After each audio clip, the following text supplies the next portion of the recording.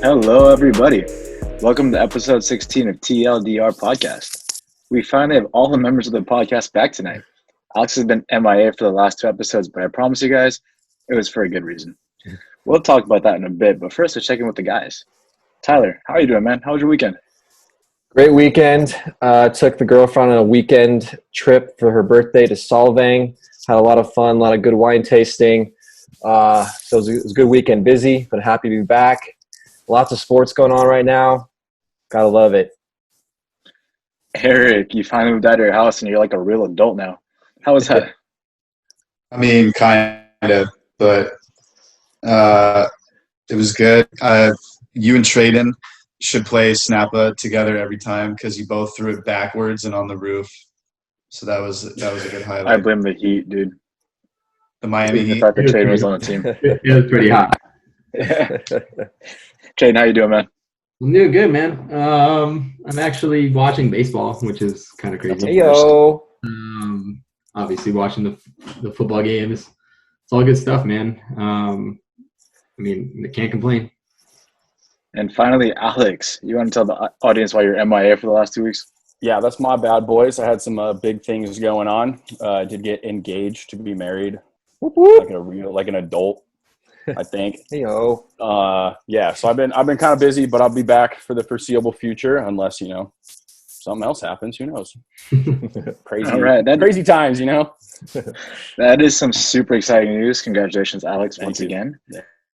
I just want to take a quick second here to thank our fans. The last 2 episodes we've had the most listens yet. So thank you to everyone and everybody listening. And let's keep growing. We love doing this. We love talking about sports. So tell your friends, give us a review on Apple Podcasts, share our stuff on social media. Whatever you guys are comfortable with, we're comfortable with. We appreciate anything and everything that you guys do. Okay, now moving on to the podcast. We're going to take a quick break first. But when we return, we're going to hear all about baseball playoffs. Welcome back. Fun fact for everybody listening, other than this last weekend, Tyler's just been sitting on his couch and hasn't moved and just been consuming an inordinate amount of hot dogs and beer while watching every second of baseball playoffs. Tyler, why don't you tell us all about it? It's been fantastic. It was either Wednesday or Thursday, there was 8 playoff games, which is the most we've ever had in baseball, which is this crazy wild card round. Woke up at 9 a.m., got a cup of coffee, drinking that. Middle of the day, had a kombucha, finished it off with a beer towards the end of the day. It was fantastic. Also, so many hot dogs. So many hot dogs, exactly. So, I've been baseball central. We had 2 days without baseball over the weekend, so that was a little lame, but we picked things back up yesterday. We're back in the full swing of things today. It's been awesome. So, real quick recap from the wild card round. Super crazy. First time in history that we've had this 16-team tournament, best of 3 first round. Only 2 series went to Game 3. The A's and the White Sox. A's came up victorious in that one. The Padres and Cardinals went to Game 3. Padres won that one. All the rest of them were 2-game sweeps. An interesting fact, 7 teams from both the AL Central and the NL Central made the postseason. All of them lost in the first round. So there are no more Central Division teams left, all East and West Coast teams. Of all the performances in the first round, the one that I think surprised me the most was the Minnesota Twins. They were horrible. That was probably one of the worst performances I've seen in a postseason from a team that's that good. They literally ran, fielded, pitched, and hit their way out of the postseason against the Astros. Horrible performance by the Twins. You got to feel shitty if you're a Twins fan right now. Also, you let the Astros move on. Like, what are you guys doing? So Tradon's take was so off, by the way. Yeah, just a little bit. We'll get into more of that in a minute. We ended up with all interdivision matchups for the division series, which is super cool. A lot of history between all the teams that are playing right now, so that's a really interesting part of it. And we're now entering the bubble for MLB playoffs. 4 bubbles currently right now. And all the opposing teams, which have some bad blood with each other, are all staying in the same hotel. So it's a little interesting. So moving on. So who we got right now? We're going to start off in the American League, the division series, best of 5 round. We have the Oakland A's and the Houston Astros squaring off at Dodger Stadium. The A's won 7 of 5 during the regular season. Currently, this series is 2-0 Astros. The Astros won again today. It kind of looks like they have their mojo back, which is a little scary. But James, I'm going to throw it to you first. The A's are down 2-0. All season long, they've kind of shown that they'll be able to come back in games, but can they come back and win 3 straight against the Houston Astros to win this series? That's going to be a tough one, man. Big time tough one. Their bullpen, which is an elite bullpen, really needs to step up right now, and they got to figure out a way to stop George Springer. That dude's been going off the last 2 games. He had 2 home runs this last game? Something crazy like that. Mm-hmm. They got to limit the amount of runs scored overall. They've given up 10 runs and 5 runs for a team that normally gives up 3.7 per game. And right now, there's typically they outscore teams. That's why they have a winning record, obviously. But it's not working right now, and they got to figure that out. I think this is where you really, really miss Matt Chapman in this point right now, because that leadership isn't there. They have nobody to bring him out of the slumps, and they need to figure out a way to do that now. So they got to rely on some of the vets, and they got to do it quick. 100%. Tradon, you last week on the podcast, you said the Astros really had no shot at beating the Twins. Here they are, up 2-0 against the Astros. I mean, I know no one on this podcast likes the Astros, which is good, but looking at this Astros team right now, it looks like they're playing super hot. George Springer is leading that team on offense. Is there any way that they collapse and lose this series, or do you see them moving on to the championship series?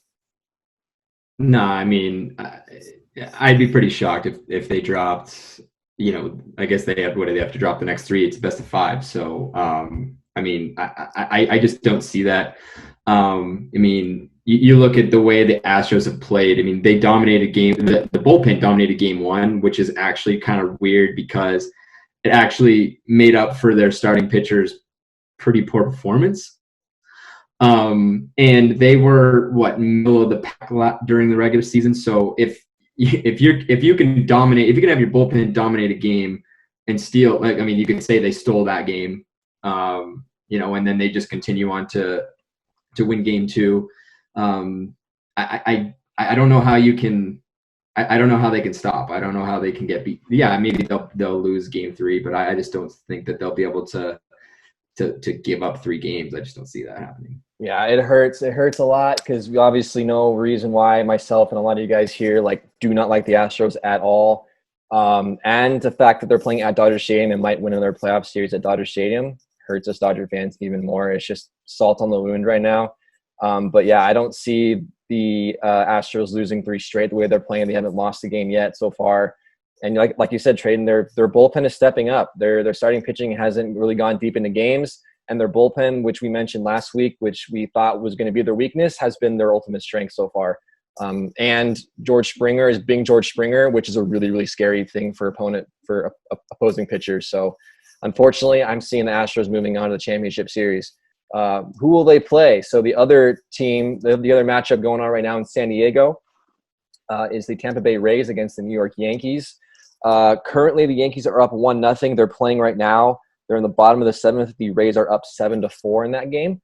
So hopefully the Rays will tie that series up. This, to me, is the biggest coin flip of any of the series in the division round. I had a really difficult time kind of making my pick on who's going to win this series. Another great series with a lot of history. Earlier this year, there were beanballs being thrown.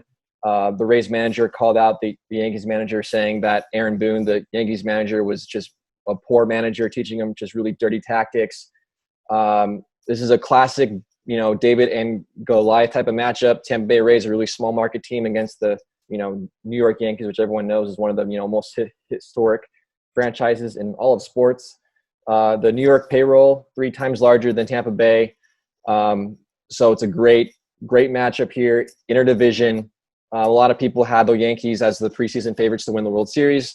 The Rays completely dominated. They won 8 of 10 regular season matchups against the Yankees. So, Alex, I want to ask you, you picked the Rays to win the division, which they did. So I think you were kind of seeing this team as a contender all season long from the beginning. So they're down 1-0, but they're up in this game right now. Do you see them taking the series from the Yankees? For the Rays, it all comes down to if they can shorten the games. So they have the big three-headed monster of Tyler Glasnow, Blake Snell, and Charlie Morton. And then that bullpen is probably the best bullpen in baseball. Everyone in there throws like 95 plus. They all have crazy movement. It all comes down to, can they shorten the games to get it, pretty much they just need 5 innings out of their starters and their bullpen can do the rest. And then just keeping the Yankees in the yard. When Yankees hit homers, they typically win games. If they can keep them in the park, Petco has kind of changed. It's not that hitter-friendly or a pitcher-friendly park it used to be. It's a little more 50-50 now. So I can definitely see the Rays coming back and, possibly winning tonight and then winning all the way through. Just as a reminder, there's no off days in between any of these games. And I think that helps teams that have deep pitching staffs because they can rotate through their guys a little bit easier than teams that are maybe a little more, struggling with their depth on that pitching side. For sure. And as far as the Yankees are concerned, they're coming in swinging super hot. They hit a ton of home runs against the Indians in the first round, and they kind of continued that in last night's game 1. Giancarlo Stanton has now 4 home runs this postseason. So 5. Thank you, Alex. And he's just absolutely murdering baseballs. The last one he hit went like 460 feet, like upper. It was unbelievable. So Eric, Yankees took game 1 of a Garrett Cole pitch game. After that, I think their pitching lacks a little bit against this Rays staff. But do you see the Yankees moving on to the championship series? I think they pull it off, but I think it goes the full distance in this series. I think it's going to be a back and forth battle. Ever since you gave them that TLDR bump, they're just swinging the bats. Yeah. Garrett, you mentioned Garrett Cole. They pay this guy a 9-year, $324 million contract, so he needs to do well. In other words, I think he will. Usually that guy shows up in the playoffs. Guys like Aaron Judge, Voit, and LeMahieu, that guy, since I'm a biased Angels fan, he reminds me of like a David Fletcher or just a leadoff hitter that always gets the rally started for them, and he seemed to do that last night. And Mike Stanton, Giancarlo Stanton, whatever you want to call him, the guy is slugging balls right now out of the park. Hit a grand slam in the 9th inning last night. Hit another one today. They're currently losing right now, but they're within a close distance. I think they're losing 7-4. The bats can be dangerous with these Yankees. The Rays pitchers on the other side, they're pretty solid. It's going to be a straight duel of that. But how weird is it being in like the same hotel? Like didn't Chapman like throw at some guy's head this year on the Rays? Yeah, and you're walking down the hall to get milk for your Fruit Loops or something, and you just Chapman walking by last now or whoever, it's just that's got to be a super weird moment. I think during the game, all these teams are very focused on winning.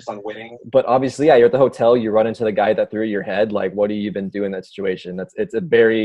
I would love for them to have just cameras set up in the hotel rooms, and it'd be like Big Brother type of action. We can just check in on what's going on. That'd be great. But yeah, as far as this series goes, the Rays got to win this game. They're up by 3 runs. Their bullpen's pretty solid. So, but like you said, this Yankees lineup right now is mashing. So they can break out at any inning at any moment against any pitcher. So hopefully the Rays close out this game 2. And if they do, I think they will go on to win this series. All right, moving on to the National League. We have our NL East matchup here between the Marlins and Braves. The Braves won game 1 this morning. Kind of a little comeback win today. So they're leading the series 1-0. The Braves won 6 out of 10 regular season matchups this season, and this team's got some bad blood going on too. Kind of throwing it back a little bit to 2 years ago. The main culprit on this Braves team that's been getting a lot of shit is Ronald Acuna Jr. 2 years ago against the Marlins, he was coming in super hot. He had 8 home runs the last 8 games, hit 2 home runs against them the night before. Then he got beamed. Led to 2 bench clearing brawls. Acuna got knocked out of the game because of the injury. So it created a lot of bad blood with those teams 2 years ago. Going into this season, the same pitcher that hit Acuna 2 years ago hit him again. So that created a little bit more scuffles. And then today in game 1, Acuna got hit again today after hitting a leadoff home run. So in his second at bat, he got beamed again. which had there's a little bit of a stare down. There wasn't a whole like bench clearing incident, but there's definitely some words being said, some kind of bad blood boiling. The pitcher who had thrown the ball after the game mentioned that if Acuna wants to fight, that he'll fight. So there's clearly some tension between these two teams. For me, the Braves are a better team on paper, but as we mentioned before, the Marlins have never lost a playoff series in their history, and they continue that streak. I think this will be a closer series than I think some people think, but throwing it to Eric, why do you think the Marlins will come back and win this series after losing game 1 today? Well, I think you kind of gave them a TLDR bump when we first went over baseball this year, when you just said how bad they're going to be. They just ended up proving you wrong, being a solid team all season. I have this written down as if it was yesterday, so they would be coming off of 4 days of rest, but they aren't anymore. This pitcher, Sixto Sanchez, he did pitch his dick off in that first series against the Red. Who the fuck? Whoever they fucking played. Cubs. What? Cubs. 6 strikeouts, only allowed 4 hits. But I said it on the last podcast, the Marlins are 2 for 2 of winning World Series titles. They're only 2 times making the playoffs. The third time's a charm, even though they've already done it twice. And they've been scoring 4.5 runs per game this season. I hope you think that's just enough to get by the Braves, but it didn't seem to be the case today. For sure. James, why do you see the Braves taking this series? Well, first off, I just wanted to say that I'm pretty sure Ronald Acuna Jr. will beat the shit out of Sandy Alcantara, whatever the guy's name is. Ronald Acuna's a dog. He'll beat anybody in a fight, unless you're Floyd Mayweather or Conor McGregor. He'll probably lose to those two. Secondly, they need to do well for the city of Atlanta. They fucking suck. They're a terrible team. So for the city of Atlanta, for the pride of Atlanta, they got to do well. And I mean, honestly, the offense of the Braves is ridiculous, man. They have a stacked lineup from head to toe. Their catcher just hit a bomb today.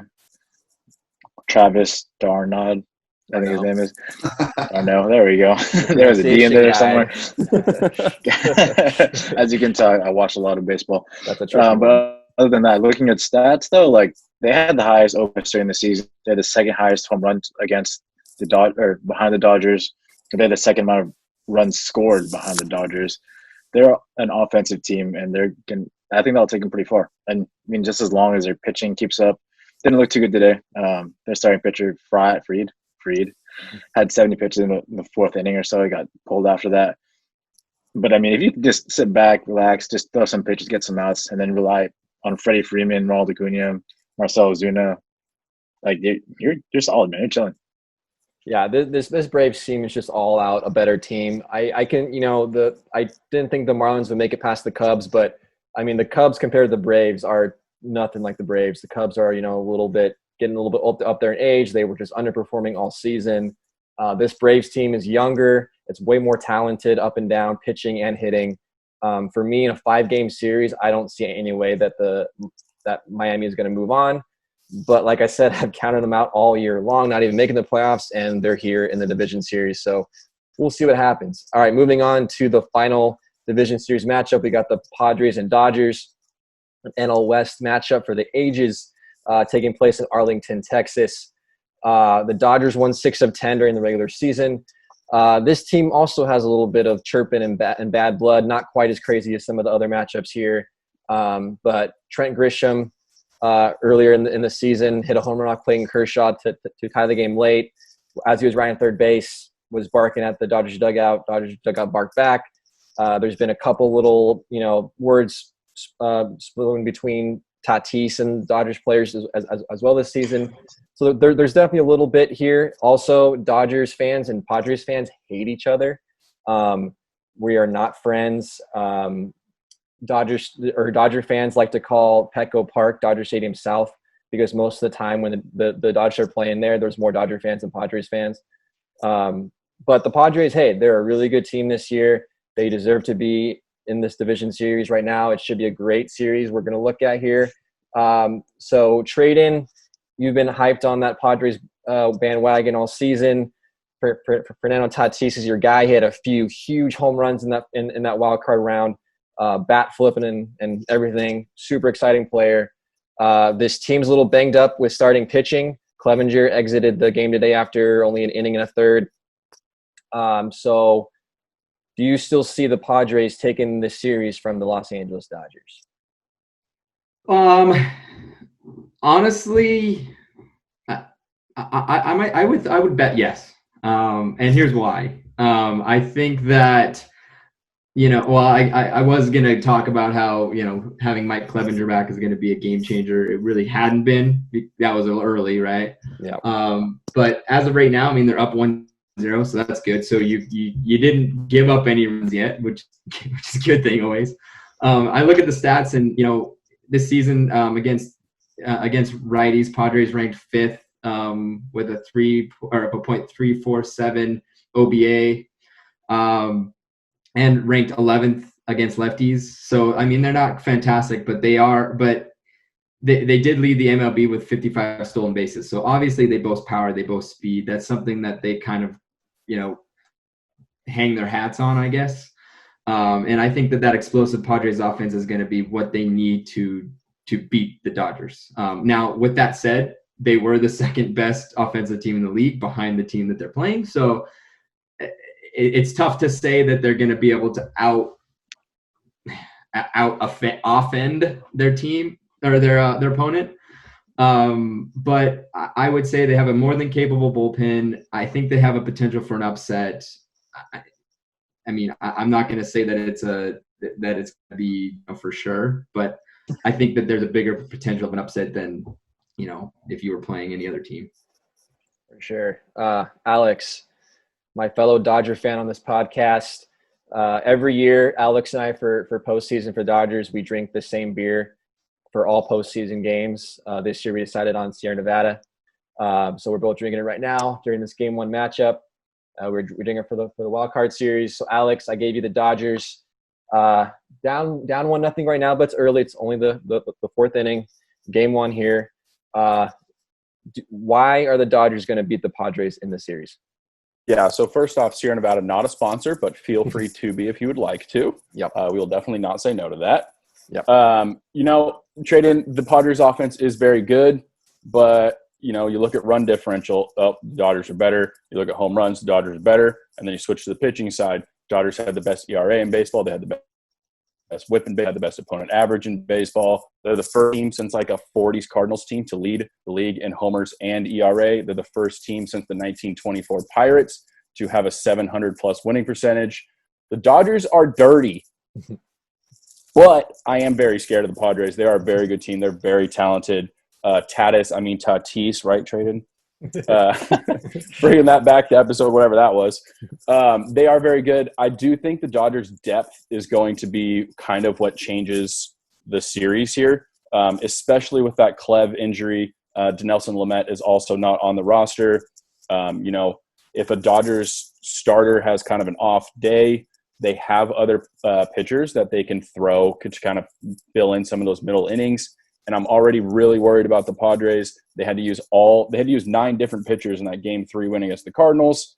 And now, Clev only goes one plus inning. They're going to have to use that bullpen up and just, again, with no rest between, no off days, there's going to be a lot. It's all about the depth, and I think the Dodgers' depth will ultimately prevail in the series. It is kind of a bummer that the way the bracket worked out, that these guys are only going to play a 5-game series. Because they were obviously the 2 best teams in the National League, and I think everyone would have loved to see them play in a 7-game series. But I just think the overall depth, one of those guys, Mookie, Cody, Max, JT, Will Smith, Corey Seager, can just carry the team. And that top like 4 guys for the Padres is really good, but then it does kind of fall off a little bit. But this is easily, I think, the most exciting series of the DSs for sure. Yeah, and one more thing. Everybody on this podcast knows that the Dodgers will choke. Why not just choke now and then it's over? Then you can get it over. That is true. I did say to someone earlier today, I'm ready for them to hurt me again, okay? Save money on beer and you're not crying as much. Ready. I'm all prepared. We do have Vintage Kirsch. That was a strikeout game. He looks real good. He does. We'll see what happens. Yeah, Dodgers choking the playoffs is definitely a common theme. It's 2020 though, and a lot of things that were common are no longer common anymore. So I'm hoping that continues with the Dodgers as well. Alex, I agree with you. I would love to see these two teams play in a 7-game series. But I think we're all hoping that they would face off at some point this season. They were both playing super great. So it should be a super exciting, super great series.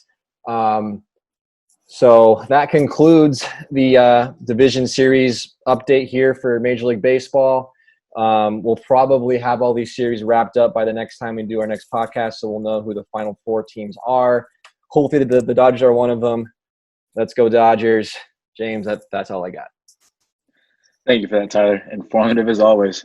We're going to take another quick break and hear from our sponsors, but when we return, Egg is going to tell us all about the best sports records around. Okay. Welcome back. Who believes records aren't meant to be broken? Apparently Eric does, and he's going to tell us all about some of the best and most unbreakable sports records to date. Yes, James. I'm going to give you 5 of the top all-time records and stats that I think are the greatest of all time, the GOAT stats.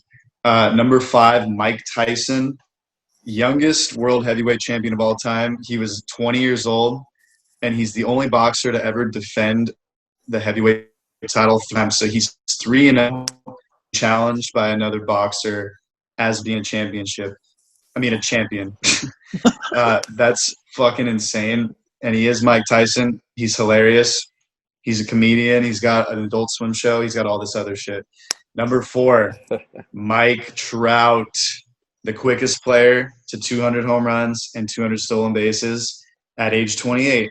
My age. You know what that means? I'm probably a piece of shit because I didn't do that at my age. I haven't done anything that ever will amount to that at my age. Me and him are different guys, but yeah. Number 3, Michael Jordan. I've mentioned this before on the podcast. He's got the most NBA Finals MVP awards, 6 of them. And he is 100% successful in every championship that he's ever played for. In other words, 6 out of 6 math in the finals. Number 2, Wayne Gretzky, Tradon, the great one. He has the most records in all of hockey. Like, there's just a fucking giant list of them, and I will not read all of them. Probably not many of them at all. But one that did stick out to me, most playoff points ever, 382 points, 122 goals, 260 assists. The most goals ever at 894. And the most points ever by the center position, 2,856. And, of course, my number 1, it has to be golf because it's Tiger Woods, and he's tied for the most PGA tournament wins of all time, 82 PGA tournament wins. And he is only 2 major wins away from being tied for the most with Jack Nicklaus at 20 of them. I think he will reach that. Wow. I hope he wins 3 more majors. But, of course, I picked golf as the number 1. Tradon, what are your top records that you would say are most important? Yeah, man. I'm going to dig a little bit more into my favorite one is Wayne Gretzky notches 2,857 career points. And the craziest part of that stat is you could take away the goals from that stat, and he still has the most points by a long shot, which is absolutely incredible. So he was one of a kind, and I don't think anybody is going to come close to eclipsing that. The Montreal Canadiens win 5 straight cups between the years 1955 to 1960. It's crazy for us to think that the Pittsburgh Penguins even went back to back a few years ago. And now, I mean, they're trading away their Stanley Cup, champion goaltender. So to win 5 straight cups, to win 2 straight cups is incredible, but to win 5, I think you'll never see that again. Going back to this crazy playoff, we're going to talk about the longest NHL game ever between the Detroit Red Wings and the Montreal Bruins back in, I think it was like 1936. Lasted 116 minutes and 30 seconds of overtime for a final score of 1-0. What a boring ass game. Red Wings won and went on to sweep that series. Ichiro Suzuki hits 262 hits in 2004. I mean, that seems, I don't know. I'm not a huge baseball guy. That seems insane. I don't know. It's a record, dude. Correct me if I'm wrong, but he wasn't really known for as much power as he was his speed. So he would, he kept it in, kept his feet moving, and I think that's kind of baseball I'd love to see, come back again. And one of my favorites, the most decorated Olympian is Michael Phelps at 238. He has 10 more medals than the next greatest Olympian. Guys, to me, and I know he's never going to swim for us again, but this guy was dominant. Oh, and by the way, right, 3 medals. But by the way, 5 of those medals were not gold, which means the rest were gold medals, which is absolutely incredible. So he will go down as the best Olympian to ever live. I mean, I don't know if anybody can come close to that. So those are my favorites right there. I figured there'd be a lot of hockey in there. James, tell me about your best stats of all time. I'm gonna go 5-1, just like you. Coming in at number 5, I have Wilt Chamberlain putting up 100 points in one game and getting 55 rebounds in another game. Those numbers are insane. Like, they're really hard to get even in a video game. So the fact that he did that in real life is crazy. Kobe came close with 81 a couple years back. RIP Kobe. And then the highest rebound total this century was 31 by Kevin Love in 2010. That was just this century. Like, nobody rebounds anymore. It's like not something that's viewed as glamorous. And to be honest, Wilt Chamberlain was way taller to play against, so it was a lot easier for him to get those points and those rebounds. So, I mean, that's just facts there. Number 4, Bill Russell has 11 championships. That's a crazy amount. 11 is ridiculous. There's just no more dominant teams like that anymore. Teams are going to be battling back and forth. You can get a 3-peat, maybe a 4-peat, but the fact that you can get 11 is crazy. Number 3, Brett Favre throws 336 interceptions. That's a lot of interceptions. As long as you're not Mitch Trubisky or something, like, you'll be okay. With the new rules against the defense, the defense can't be that physical, it's harder to get those interceptions. And the quarterbacks now are getting a little bit more accurate, more mobile, to the fact that they can buy some time and throw it to where they want to throw it. So less interceptions. Number 2, the Miami Dolphins win a Super Bowl while having an undefeated record. The Patriots came close. Going undefeated and winning it all, incredible. It's insane. The fact the Dolphins did seeing their team out is crazy. But that's a lot of history there. Every single week, anybody can win, and we see that on a week-to-week basis. So the fact that they did that is incredible. And number 1, Barry Bonds gets walked 688 times. You just don't see that nowadays because there's a lot more protection. People can hit better. You put Mike Trout next to Anthony Rendon, you're not going to walk Mike Trout. Then you got to pitch some Anthony Rendon. That's crazy. So you're just not going to see those numbers anymore. And those are my top 5. I'm shocked you didn't have more football, but I try to be inclusive, man. Yeah. Sports. Tyler, Sports. What are the 5 sports stats that you think are the GOAT stats? Yeah. I love looking at stats and records. I think it's awesome. I think records are meant to be broken, but there's a few that I think that I just don't know if they ever will. I'm going to start off with a few baseball ones off the bat, of course. My first one is Ty Cobb, who has a career batting average of 367, which is crazy. Only twice since 1990 has a player hit better than 367 for one season. And that was Nomar Garciaparra in 2000 and Ichiro in 2004, who each hit 372. Other than that, no one's hit higher than that. And, of course, if you know how averages work, you have to hit a little bit higher than that to get, an average. #math. Oh. Yeah. Just in case you guys didn't know. That's how it works. Yeah. The only modern-day player who is in the top 20 all-time in batting average is Tony Gwynn, who is at 14th at 338. So looking at all those numbers and just seeing how baseball is, especially now, it's very it's like home runs, walks, strikeouts. The averages aren't nearly what they used to be. You don't see those guys hitting very high. You get a couple of them, like a DJ LeMahieu or Charlie Blackmon or Jose Altuve, #cheater, on those lists. But other than that, you don't see guys hitting much higher than 320 very often. It's pretty rare. So to have a career batting average of 367, I think is crazy. My next stat is Johnny Vandermeer threw back-to-back no-hitters way back in like the 20s or something, which is insane. Like I think even there's a lot of great pitching nowadays, but to do that in back-to-back games and back-to-back starts, I don't know if that will ever happen again. That's an amazing feat.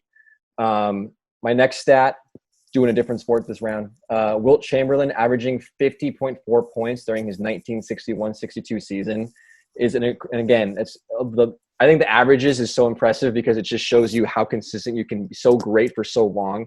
And averaging 50 points for an entire season is absolutely insane to me. I think, the best players in the NBA today, probably at like the best ones, like, low 30s at best. So that's pretty insane.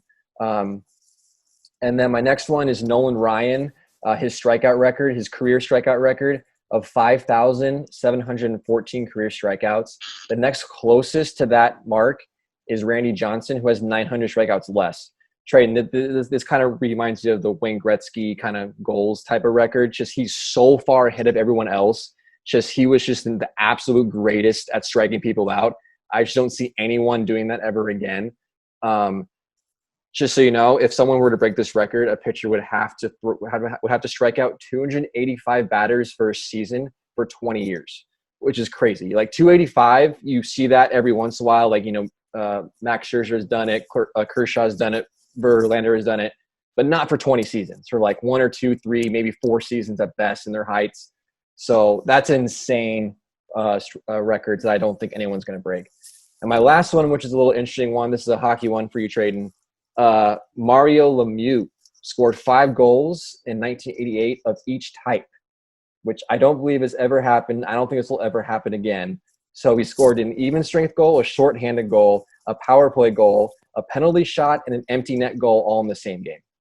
So Tradon, correct me if I'm wrong, but those are the only types of goals all the types of goals you can score. He did them all in the same game. Which I don't know if that will ever happen again. It's kind of similar to hitting a cycle in baseball, but you see 1 or 2 cycles every year in baseball. But I don't think this will ever happen again in hockey. So those are my 5 craziest stats. No, that's pretty crazy. To even have more than 3 goals in a game alone is insane. Yeah. But to have it that specific, I mean, yeah, it's crazy. Oh yeah, Tyler's hyped on those baseball stats. That's actually good stuff to know, though. Nolan Ryan was once an Angel. I don't think he probably broke any of those records on the Angels. But Alex, I know you got a couple mixed different records as well, and I know you mixed around the sports too. We want to hear them. What you got? Yeah, I did a little bit of everything. I do have some baseball ones. So Cy Young, 749 complete games and 111 wins. The active pitcher, just to put that into perspective, is Justin Verlander. He has 26 complete games, 749 to 26.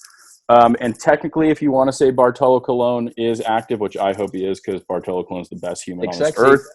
Big Sexy has 247 wins. So nowhere close. The next one, Joe DiMaggio with his hit streak of 56 straight games. The closest one recently was Jimmy Rollins in 05-06, which is 38 games. That one's never going to be broken. I did golf just for you, Eric. Byron Nelson, whoever the figgity fuck that is, had 11 consecutive PGA Tour wins.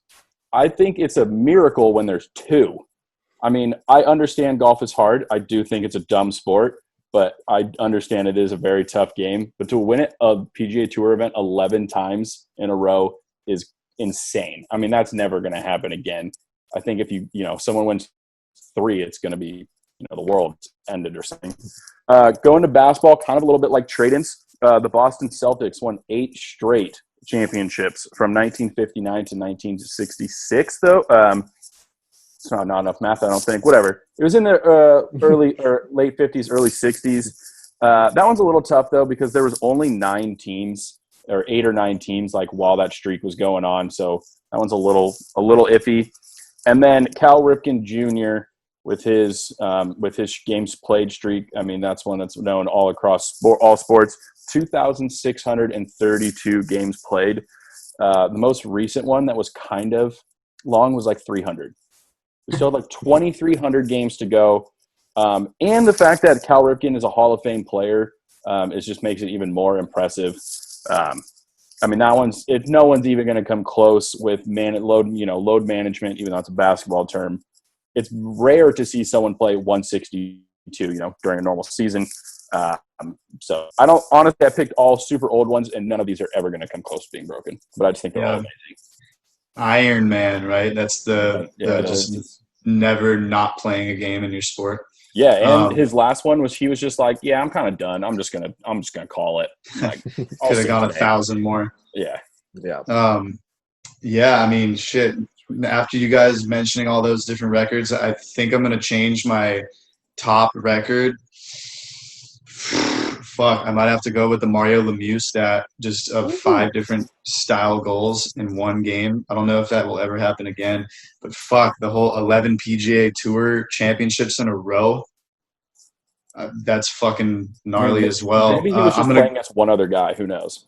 Yeah. Maybe it was like 3 guys in the PGA back then. Maybe it was like in the 1800s before alcohol was fucking invented. Yeah, I think it was in the 30s. I was going to say, when it comes to that stat, I mean, I don't know how long, like you said, I don't know how long, but you have to admit the talent now is so vast. And that alone is just going to make it impossible for that to ever happen, right? You don't think McNasty can do it? McDusty? No, we're talking about golf, right? The talent, I thought you were talking about the Mario Lemieux. The talent is way too vast. I mean, there's way too good guys out there. Yeah, golf, like Alex said, golf is actually like just some random dude that's never won a tour championship wins one or a PGA tournament, and then all of a sudden people find out about him. Any stats that you guys would change to be like your top after hearing all of those, Tyler? I mean, there was a lot of good ones. I think my favorite one of all time is the Cal Ripken games completed one. Just because if you in any sport, if obviously you can kind of condense it to, baseball plays a lot more games than football or hockey or basketball, but just to play consecutively without getting hurt, without needing a day off, is just unbelievable. Like I think that is the most impressive. There's a lot of great stats with just, pure performance stats wise, which are also great. But just to be able to show up every day and play for that long is unbelievable. I think for me, that's my favorite record of all time. One that I don't think will ever be. I think I can say with 100% certainty will never be broken. Some of these I think are very difficult and probably will also never be broken. But that one I'm like, there's no way in hell that record's ever being broken, ever. So that one's my favorite. Yeah. There was a guy in hockey, Tradon, was it Cogliano, I think, when he was on the Ducks. He had like 800 games in a row. Yeah, he went far. And he got suspended because he hit Adrian Kempe on the Kings. Questionable hit, I must say. It was not. No, he was on the Ducks, dude. Questionable hit. It was absolutely a penalty, but to be suspended. Yeah, don't suspend him for that, because I remember it was like a big fiasco. Tradon, has your mind been changed by all of our stats? No, man. My top one has to be Wayne's. I mean, I can't just take everybody's stat, but it has to be Wayne's, and it just has to be. When you have Ovechkin's maybe the only one who has a chance to beat his goal record, which is he still has to score like 40 goals a season for the next like 5 or something crazy, which is insane. But no one's gonna come close to his assists, so it's just it's a done deal. Pack it up. Let's go. So Alex, the golf one was your favorite, right? Or was it not? Or actually, what do you think is the best one? I think the golf one is insane. I mean, it is. It's not. Again, it is not like championship tournaments. It's just PGA Tour events in general. Either way, that's still very impressive. Just to pick one that's not one of my own, because that one actually might be my favorite.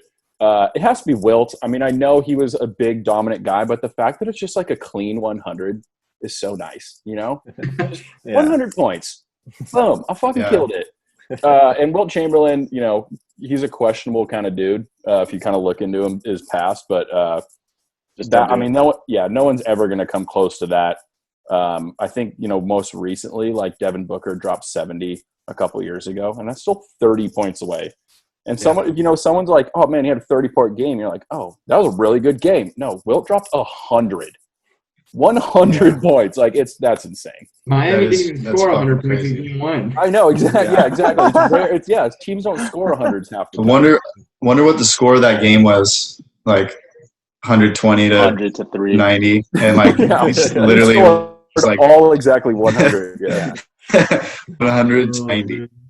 James, you sticking with your guns, or would you change your top stat? I might change it, man. The Cy Young stat about the complete games and the wins, that's incredible. Like, you never see that's not happening.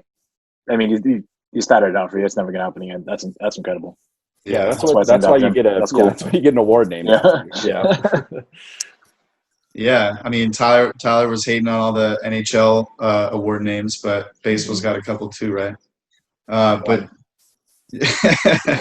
one, couple, few, Yeah, it's not all of them. Yeah, well, that's all I got this week. Lots of stats. We became big stat guys this week. We have been getting better with the stats, but yep. That's what we do. We research for you. Anyway, thanks for that, Eric. We're going to take another quick break, but when we return, Tradon's going to talk about sports movies. That's weird. So he's not talking about hockey for the first time in forever. Anyway, see you guys in a bit. Welcome back. As you guys know, hockey finished up about a week ago, which left Tradon in uncharted waters. But Tradon's a pretty creative guy and came up with this new topic. Best sports movies. Tradon, take it away. All right. Well, hey, like you said, I'm not talking about hockey, so this is going to be new for me. All right. But I want to talk about sports movies. I mean, I for one love sports movies. I love a good sports movie. And all the sports kind of seem to have their own. I mean, I guess it's subjective, but there's always a great movie, or many great movies for each of the sports. And, I think it's always fun to, kind of talk about them and reflect on them. So, let's start with football. Start from the top. My favorite would probably have to be Remember the Titans. I think it's just a great film, and it interestingly, it really does a great job of kind of showing a dynamic that we're actually kind of dealing with now in terms of the racial inequality thing. So I think that's a very great movie to watch, and it's always a very inspirational film for me.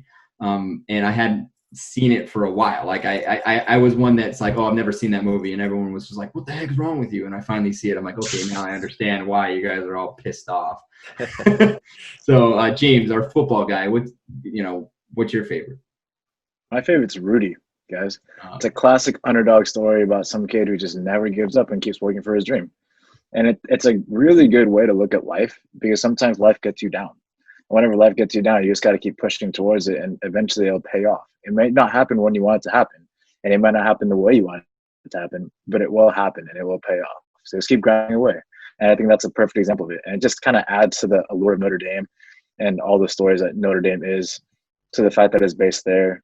I mean, like, it's a really good reference point too, especially if you're a football player. All the coaches will talk about Rudy and how you just got to work your ass off for something. And that's why it's my favorite football movie. Yeah, that's I always love that movie. That's a great movie. What about you, Alex? What do you got? I really like that. I really like Remember the Titans. That one might be my favorite. And rewatching it now, like, it's pretty poignant for what's going on in the world. It's based in the 60s, I think. A lot of racial issues going on then, obviously a lot of racial issues going on now that we talked about, a couple podcasts ago. I mean, just Denzel, Yeah. Denzel Washington. That's really all you need to say. Yeah, pretty much. Eric, what's your favorite football movie, dude? Mine would be The Longest Yard. It's like it's a football movie, but it's Adam Sandler. Who doesn't like Adam Sandler? It's the prisoners versus the prison guards. It's kind of a good idea of a movie. And it's been on TV a lot lately. The more I watch it, the more I actually thought it was not that bad of a movie. But some good actors and comedians in it. Chris Rock, Adam Sandler, Joey Diaz, Nick Turturro, a slew of people in that movie. More of like a comedy, but it's got football in it. Hey, I mean, comedies can still be great movies. We'll be getting to that. And Tyler, rounding it off. Yo, how about the game plan with The Rock Johnson being the Tooth Fairy? football player slash tooth fairy. No, but I think my favorite football movie is Remember the Titans. I remember watching that movie probably when I was like, middle school, early high school age, and just being, it's that classic sports movie that's it's so powerful that what sports can do for a person, an individual, a team, a community. I mean, it's just so powerful. I think I cry every time I watch that movie. It's just such a great one. Rudy was my second choice, James. Another one of my top favorite movies, not just sports movies, not football movies, but movies of all time. So that was a really tough choice between those two, but I'm going to go with Remember the Titans as my favorite football movie. All right. Well, I think, all the movies that we mentioned, although it seems like Remember the Titans is mostly everyone's favorite. So I'm glad that James and Eric had kind of a little bit of a change of pace there. Let's move over to baseball. Boys, my favorite is by far Sandlot. I would throw in Moneyball there. I really love the film Moneyball, especially now. It just understanding the what happened with that A's team and that general manager and how that whole went about. But at the end of the day, it's the classic Sandlot. It always brings a smile to my face, and there's some nostalgia, kind of embed in that film. It brings us to an age where we're all we find some big area that we just go play different sports in, and in this case it's baseball. And the kids are damn good, and they take on a team that is, all dressed in, nice uniforms and an organized team, and they absolutely just destroy them. And it's just great. There's some hijinks in there, and I think it's just a great film for any fan of any sport. It doesn't even have to be it's not even really focused on the baseball, per se. It just happens to have baseball kind of surrounding it, which I really love. So. Tyler, I'll start with you since you're the baseball. You and obviously Alex are baseball guys. Yeah, there are so many good baseball movies. This was the hardest one for me to pick. Major League, Bull Durham are some classic ones that never get old. A League of Their Own is a super great movie. Moneyball, I'm surprised, Tradon, you like that movie. I think that's a total baseball nerd movie, so I'm really happy that you mentioned that one. I think it's a great one. But yeah, I gotta go with The Sandlot. The Sandlot is my favorite movie of all time, period. Not just sports movie, not just baseball movie. My favorite movie of all time. I can watch that movie every single day and never get tired of it. So many great scenes in the movie. Like you mentioned, that one scene with the douchey team with the fancy uniforms and fancy football field, the trash talking. You bought for apples in the toilet and you like it. All those crazy. So many great quotes from that movie. Smalls, you're killing me, Smalls. The great Hambino, Benny the Jet Rodriguez, the Beast. There's just so many things that I think about with that movie that I quote every day of my life. Every 4th of July comes around, I think of that scene when they're playing baseball under the light of the fireworks. It's just total nostalgia, total my childhood, total just everything. It came out the year I was born. So, that movie to me is just a special one for me. So that for baseball and of all time, The Sandlot. Oh, wow. What about you, Alex? I do love The Sandlot, but just to, change it up a little bit, I'm going to go with The Natural. Robert Redford, one of the greatest actors of all time, playing a fictional character named Roy Hobbs. For those of you who haven't seen it, as a kid, he plays baseball. A tree outside of his house gets struck by lightning, and then he makes a bat out of that tree, and he uses it all, growing up. He gets stabbed by some crazed fan and has to work his way back to the majors. He comes back 13 years later. He pretty much joins the Angels, or just a terrible team that can't win anything, and leads them to the World Series. Hits a home run in his last at bat. The bat breaks. It hits the light tower. The lights go all over the place. Also, just Robert Redford's an amazing actor. If you haven't seen it, it's a little corny. It's a little iffy because he's 43 when it happens. You're like, okay, it's a little unrealistic. And Robert Redford at the time was in his 50s when he was filming it. So you're like, dude, he looks old as fuck. But it is a great baseball movie. There's just the grouchy manager, just oh, fuck this. My team sucks. But yeah, Robert Redford, The Natural, great film. I'll have to check that one out. James, what do you got? a huge fan of the League of Their Own. If you guys don't know what that is, it's based in World War II. When everybody went to go to fight World War II, it was left no baseball. So what they did was they drafted a bunch of women to play baseball.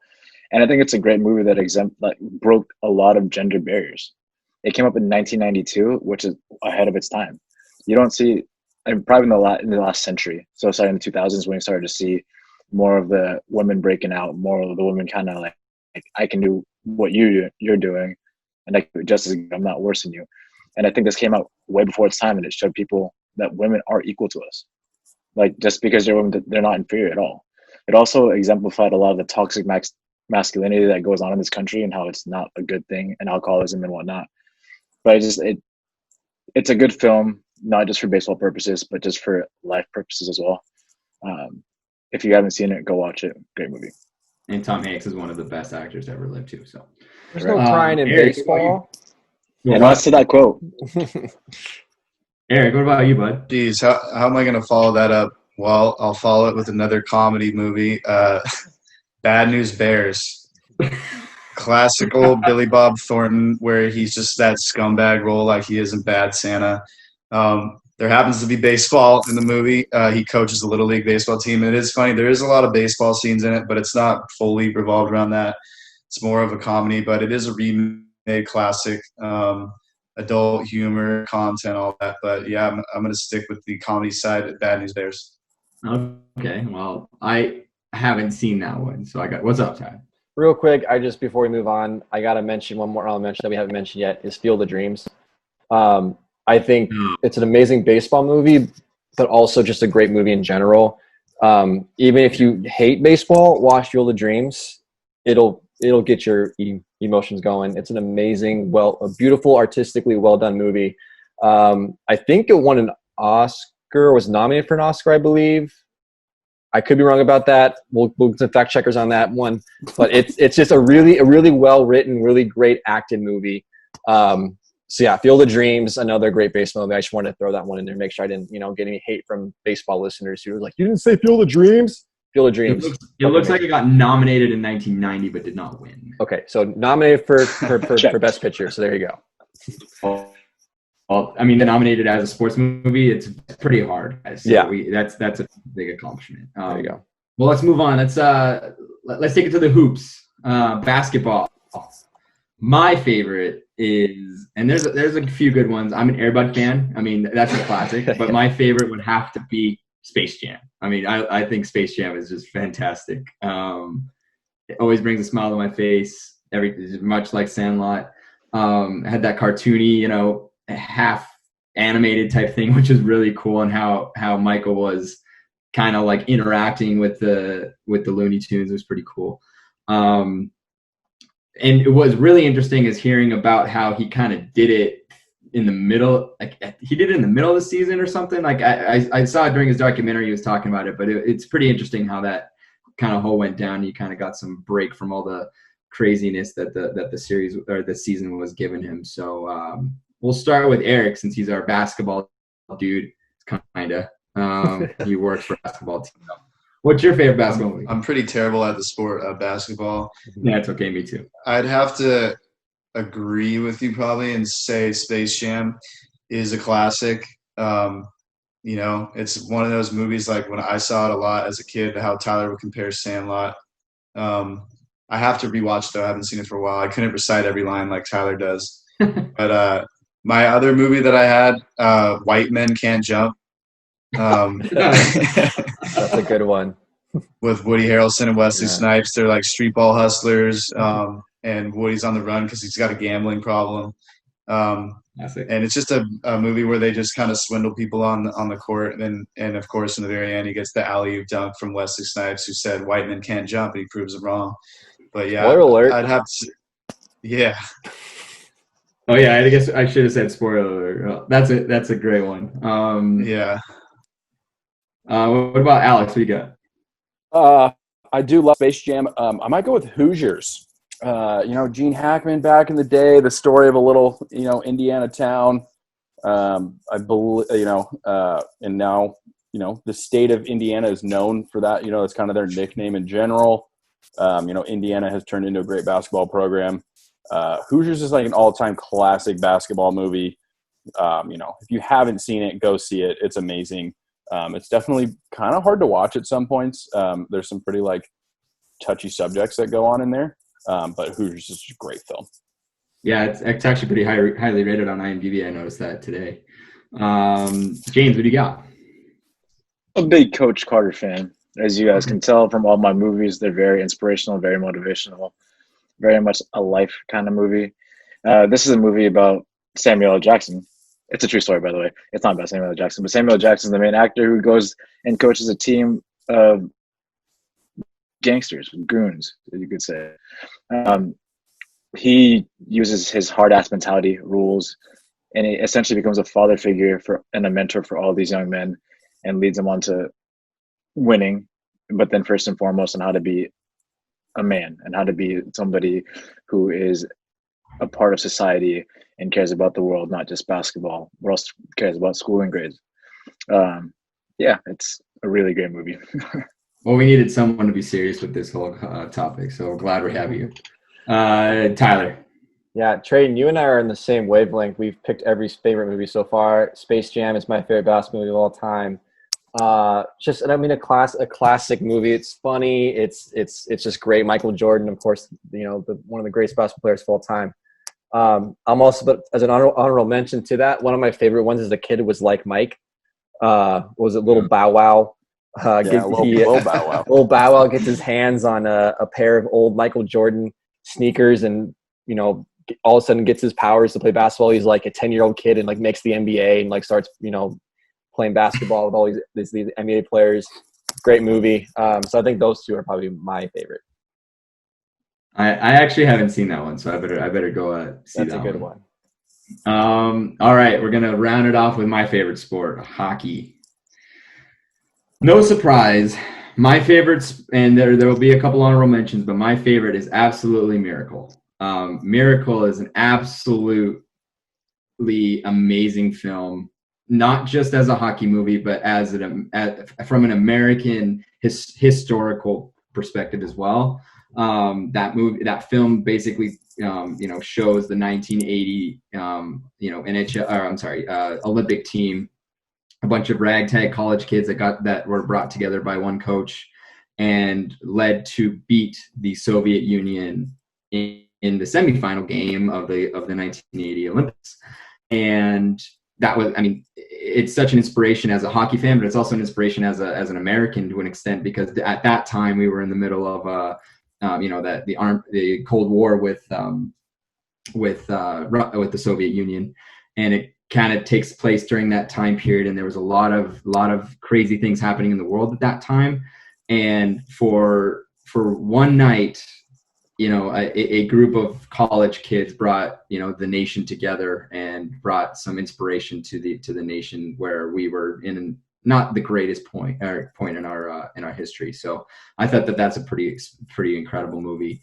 And then I have to give my honorable mentions to the original Slapshot. It's great. It's a classic film. And Goon, which is kind of like the new age Slapshot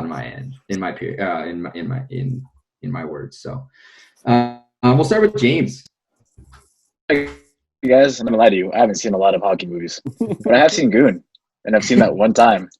And from what I remember, it was pretty funny. Yeah. Like the guy gets into a lot of fights, and that's all I got for you. James, what's great about that film is the hockey is one thing. It's like whatever. It's the locker room culture is exactly how it is in real life. That is a hockey locker room. So it means that movie is a great reflection of what it's like in a hockey locker room. And that's why I chose that movie. Eric, what do you got? I actually also have Goon. The total epitome of the NHL fourth line mutant role, and it's Stifler is the main character. And he's just exactly what you would describe as a goon. He's like a teddy bear with a fistful of steel, and he's a bouncer in the movie. Ends up becoming the goon. I feel like I keep spoiling these movies, so I won't spoil the movie for you if you ever decide to watch it. But isn't there like a real actual story? Yes. of a guy that was like a bouncer at a bar and became a goon in the NHL? I believe so. I believe the that Ducks, right? had a little bit of a Was it for the Ducks? Yeah, I don't know. Yeah, I think it was the Ducks. But yeah, goon. Probably did. They're a bunch of goons. Alex, what do you got? I mean, I can't believe this movie has been mentioned yet, but the Mighty Ducks. Yeah. Quack. Yeah. Quack. Quack. Quack. I honestly also love Goon. That was going to be my pick, and then you guys kept talking, so I was like, fuck, okay, I'm going to pick something else. Mighty Ducks is great. I mean, the hockey in it is pretty terrible to be – I mean, it is a kid's movie. They are kids, but watching it, it's like if you know anything about hockey, you're like, this is pretty bad. But, you know, it's a fun little movie. You know, if you're scrolling through the TV and the Mighty Ducks pops up, no one's ever going to be like, oh, no, I hate that. Like, let's not watch the Mighty Ducks. No, that's a classic. It's a good little hockey film. Yeah, it definitely is. Tyler, what about you? Yeah, Miracle. Again, Trey, and you and I were 4 for 4 today. Yeah, one of the greatest like pump up motivational speeches, like this is your moment, go out there and take it, is like that gives me chills every single time. Everything.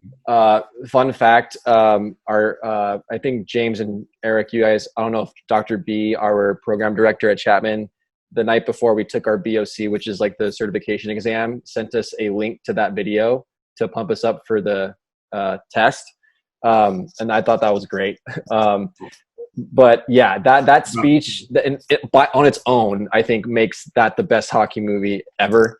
Like you mentioned, Tradon, like it's just such an amazing true story. I wish I was alive and around to appreciate that moment in real time, but thankfully we had that movie to, you know, let us kind of live in that moment. Goon is also great. That's probably one of my favorites. And then Mighty Ducks too, to kind of round up my top 3. That was one of my favorite movies growing up as a kid. The Flying V, Quack, love it. Yeah.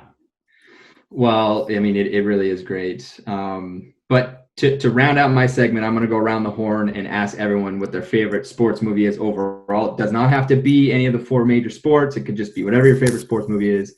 I'm going to say Miracle.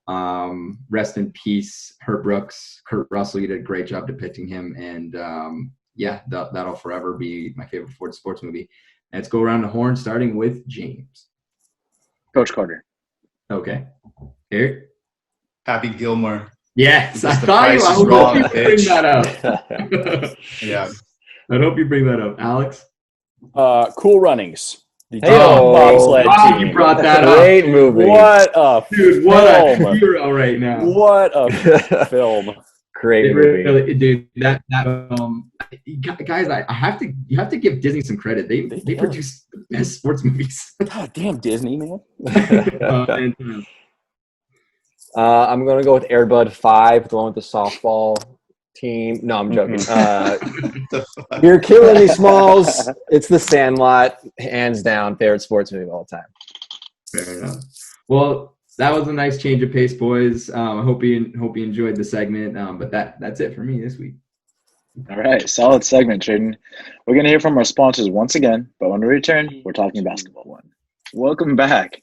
All right, Alex, you got some big shoes to fill, man. Tyler kind of killed it last time we did a basketball segment, so let's see what you got.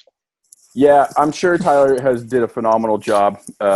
You know, he's a person, I guess. Thanks.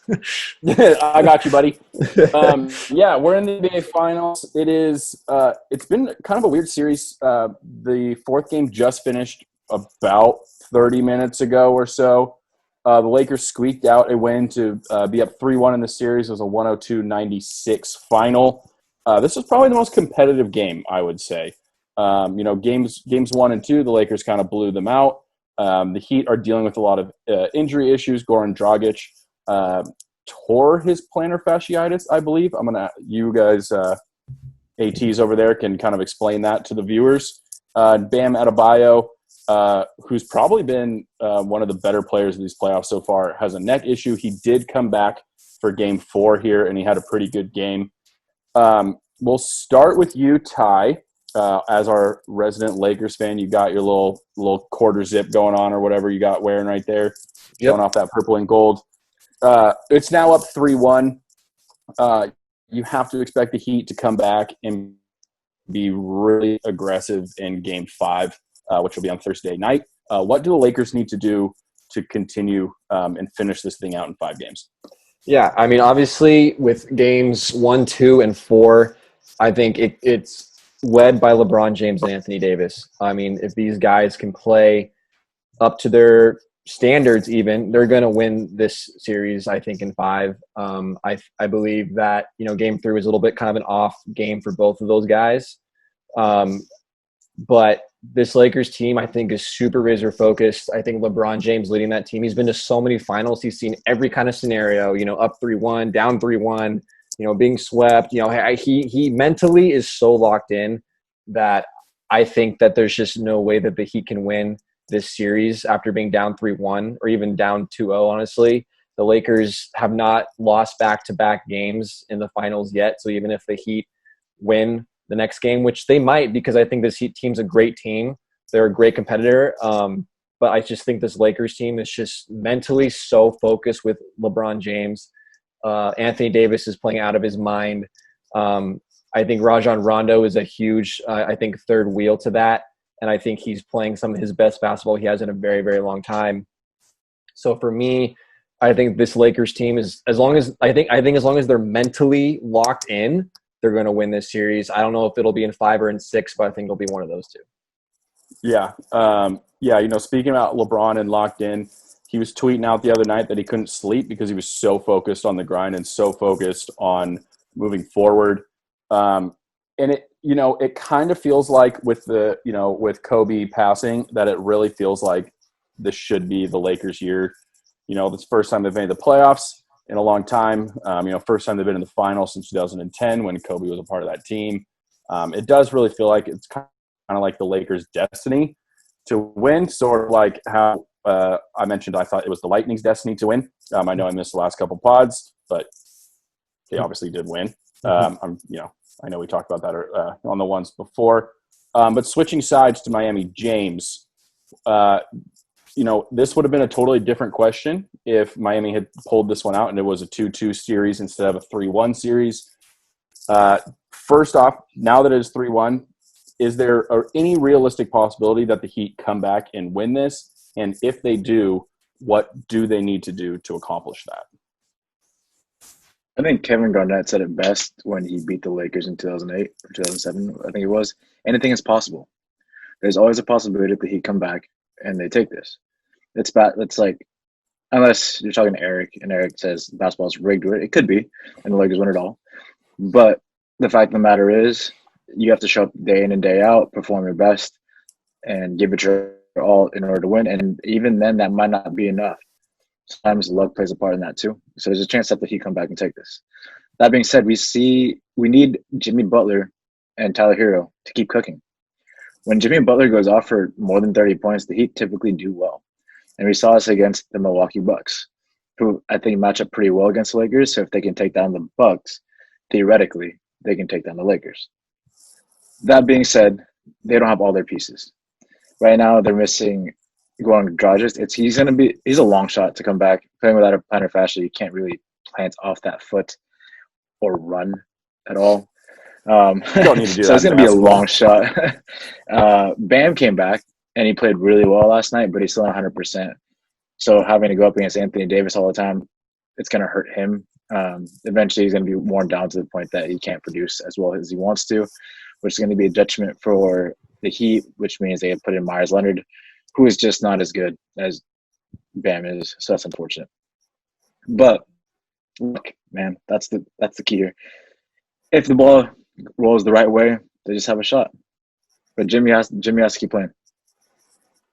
Yeah, Jimmy's obviously the leader of that franchise, and he's the best player. He's, been known on some other teams as kind of being an asshole, but he sort of fits with this Miami vibe and this kind of scrappy team that they've got down there in South Florida.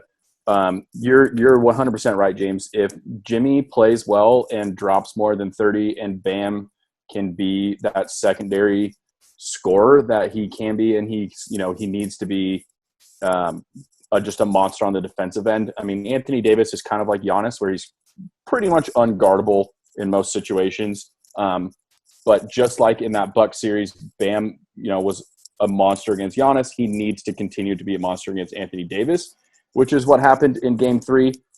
AD was not as aggressive offensive side. He had a bunch of foul trouble, and the Miami Heat won Game 3. Eric, I'm not going to make you talk about the Lakers. I'm not going to ask you to do that. But as, kind of falling off of James, focusing on the Heat, who is kind of an unheralded MVP who needs to step up to kind of continue pushing them to try to, make this series continue on? Someone that's not Jimmy or Bam or somebody that we already talked about. I would have to go with Andre Iguodala. They got this guy at the deadline. He was, I believe, sitting on his couch when he was under the contract of Memphis. Mm-hmm. But he, in the past, when he was on the Warriors, shut down LeBron in the NBA Finals. It was only like one series, but he made it happen. He got the job done. I know he's a little bit older. He's been battling some injuries throughout his career. He's in the later years of his career. But if he steps up and can play some of his lockdown defense on LeBron and get him a little frustrated, Anthony Davis is going to make his shots, but then all of a sudden the Lakers are going to have to rely on guys like Danny Green to make more than 1 3 a game, or Kuzma to do anything. But the guys like Caruso and the Lakers got some depth. It's just tough to see the Heat that they needed to win tonight. They didn't, and it's over. It'll probably be over in 5. Yeah, I agree with you. Iggy is probably and maybe like Crowder could be another guy that you could talk about. That is, again, LeBron is a little bit unguardable, just like someone like Kawhi or Giannis or AD. But the defensive end of Miami, like, they need to stand up to the rushes and the fast break of the Lakers. And if they do, they definitely have a shot. Tradon, same question. No, it can't be LeBron. It can't be AD. Who's someone that, the Lakers need to be that maybe third scorer, someone to have kind of a big game to finish this out in 5? Yeah, mine would have to be Rondo. In his first 3 games, and I don't know the advanced stats for the 4th game. They're not out yet on Basketball Reference. But thank God for Basketball Reference. But in the first 3 games, he comes off the bench, playing around 25 minutes on average, rounding up for game 1. And he scored double-digit points in games 1 and 2. His production was down in game 3. But he and the rest of the bench had a positive plus minus in a game where he played his most minutes. So it kind of shows that, he's doing a great job, on both sides of the ball, and he's putting up points when he's coming off the bench. To put up double-digit points when you're just playing 25 minutes, when you're also sharing the floor with AD and LeBron, it's pretty impressive. And to me, those stats kind of stand out for a bench player. And, if you have a guy that can come on and play those 25, 29 minutes a night in relief of your big guys and put up points. Oh, and by the way, and today he shared the floor with AD for 24 minutes, and the Lakers had 117 offensive rating and 80.4 defensive rating and were plus 18 on the box score. Those are stats that just show that you are a valuable player to the team. And when you're on the floor, but you could also, point to his leadership as as an older guy, as he's just a great leader, in the locker room as well. So I think he's kind of your unheralded MVP. If he continues doing it, he's doing, and, let LeBron and AD do their thing, I don't see how they drop game 5, Yeah. I agree with you. Rondo is, a future Hall of Famer. His time, he did play in New Orleans with AD before, so they have had some chemistry in a previous stop. It's really, for me, it's Caruso, Kyle Kuzma, Danny Green, KCP, all those 3-point shooters. If they're hitting shots, the Lakers it's really hard to beat them. I want to give a shout out to Jess Martin. Happy birthday, Jessica. Also, apparently, she's on this podcast messaging us saying that the Rays did beat the Yankees 7-5. So that's good to know. And then real quick, I'm just going to go around just yes or no. Is this series over in Thursday night with Game 5? James, yes or no? Yes. Eric? Yeah, it's over. It should have been a sweep. It's over. Tradon? Yeah, Yes. it should have been a sweep. Ty? Yes. Okay. Yeah, it seems like we're all in consensus. We all think it's over. Miami Heat had a great season. The Lakers had a great season. I'll be watching it. But that's what we got for the NBA. Same thing. I'm gonna have to start coming up with other topics to talk about because the season's gonna be over by the time we record the next podcast. You could talk about beer. You went with all alcohols. You could. That is true. We could get into the whole beer thing. You should send us beer. Anyway, thanks for that, Alex. Solid effort on that one. But who had the better basketball segment, Tyler or Alex? I'll let you decide. You know how you can do that, though? Go on Apple Podcast, give us a 5-star rating, and write a review on who was the best and why. All right, guys. That just about wraps up episode 16. We hope you enjoyed it because we enjoyed making it. We hope you all have a great week, and we'll see you next week. Thanks, guys. Bye.